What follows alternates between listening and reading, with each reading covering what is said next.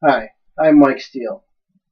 Today I want to inform you of Geographic Information Systems, or GIS, and their many uses throughout history.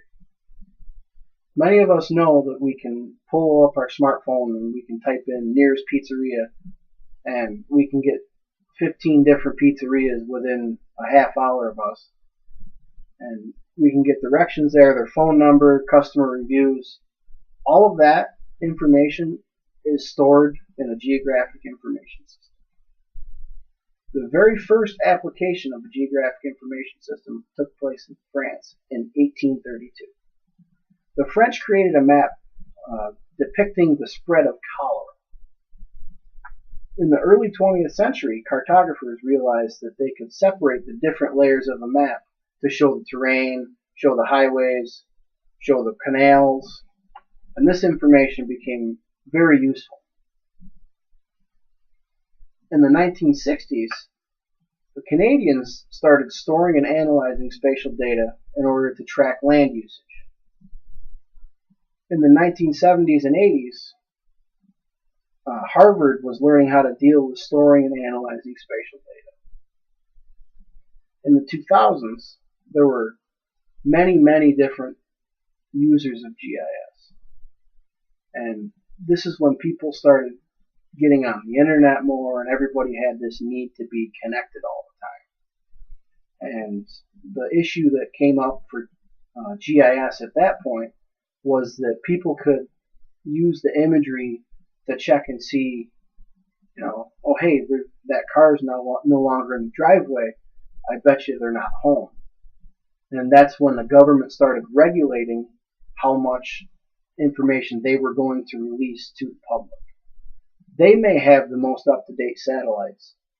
They may be able to see what's going on right now at my house, but they don't release that information to the general public because they know that it could in fact be very detrimental to everybody.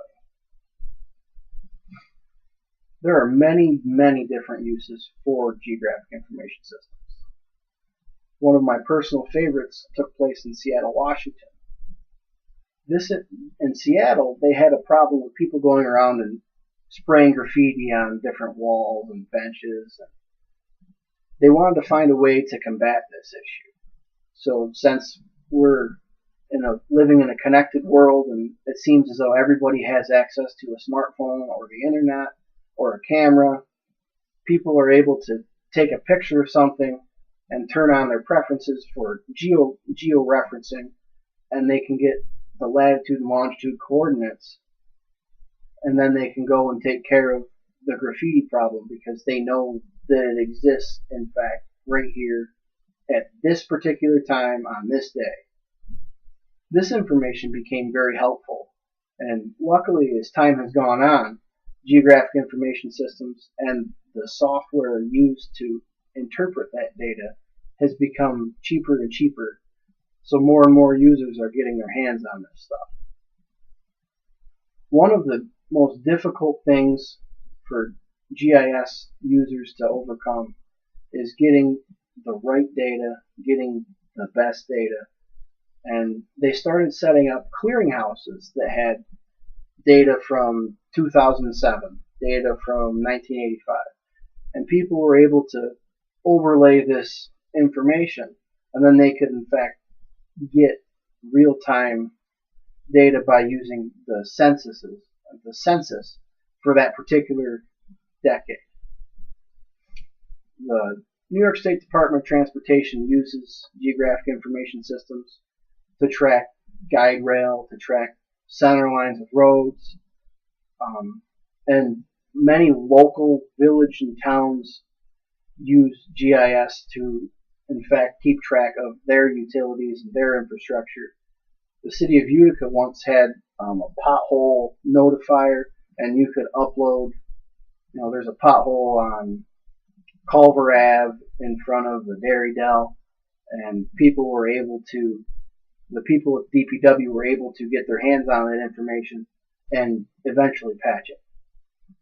One of the more prevalent uses for GIS by the local towns and villages is the fact that they can go around and use a GPS locator to get information based on, this fire hydrant is Kennedy. It was put in 1999, and they can store that information so that they're able to, in fact, keep track of that from here until who knows when.